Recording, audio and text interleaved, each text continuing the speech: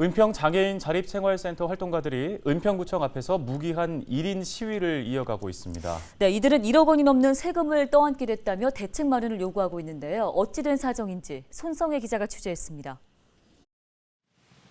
25년 전 교통사고로 최중증 장애 판정을 받은 최용기 소장. 누군가의 도움 없이는 일상생활이 힘듭니다. 최 소장은 자신처럼 혼자 생활하기 힘든 장애인에게 활동 지원사를 연계해주는 장애인 자립생활지원센터를 운영하고 있습니다. 정부 지원 사업인 장애인 활동 지원 사업을 센터가 위탁받아 하고 있는 겁니다. 그런데 최 소장은 2년 전부터 종업원분 주민세가 센터에 부과되고 있었다는 사실을 최근에서야 알게 됐습니다. 종업원분 주민세는 종업원에게 지급하는 월 급여 총액이 1억 5천만 원이 넘는 사업장에게 부과되는 지방세입니다. 센터에 부과된 종업원분 주민세는 1억 1,900여만 원. 2020년 1월부터 작년 12월까지 2년 동안 부과된 금액입니다. 여기에는 납부 연체 가산세 2,800여만 원이 포함됐습니다.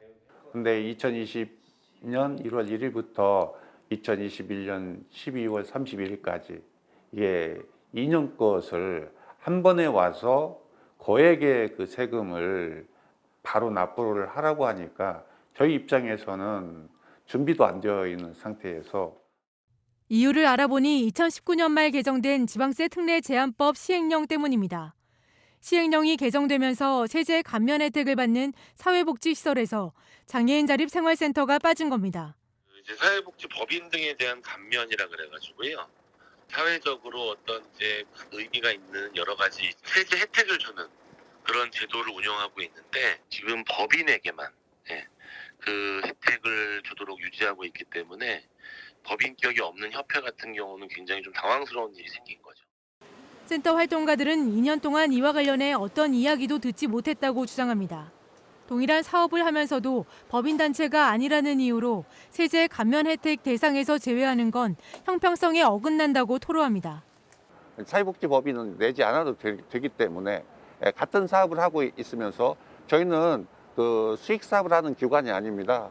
저희에게 갑자기 이렇게 세금 폭탄을 날리면 저희는 너무 황당하고 감당할 수가 없습니다. 은평구청은 난감하다는 입장입니다.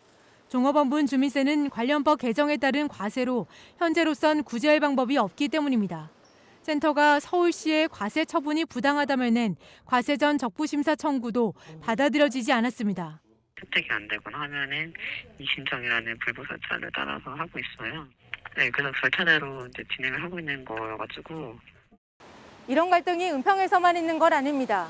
관악구 한울림 장애인 자립생활센터는 같은 문제로 조세심판원에 이의 신청을 했고 28개 서울 지역 장애인 자립생활센터 협의회는 행정소송 등 공동 대응을 준비 중입니다.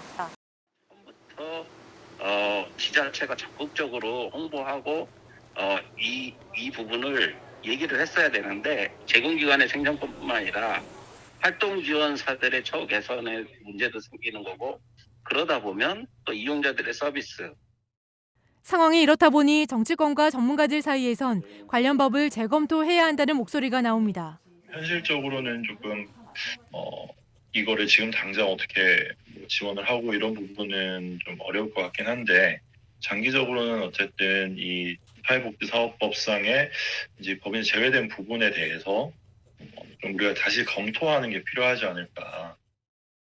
은평구에 등록된 장애인 인구는 2만 1,000여 명이고 이 중 1,200여 명이 장애인 활동 지원 서비스를 받고 있습니다. 수천만 원의 세금을 떠안게 된 것도 모자라 무책임한 행정 조치로 가산세까지 물게 된 상황이라는 장애인 자립생활센터 활동가들. 이들은 그 피해는 고스란히 장애인에게 돌아갈 것이라며 반발하고 있습니다. 헬로티비 뉴스 손성혜입니다.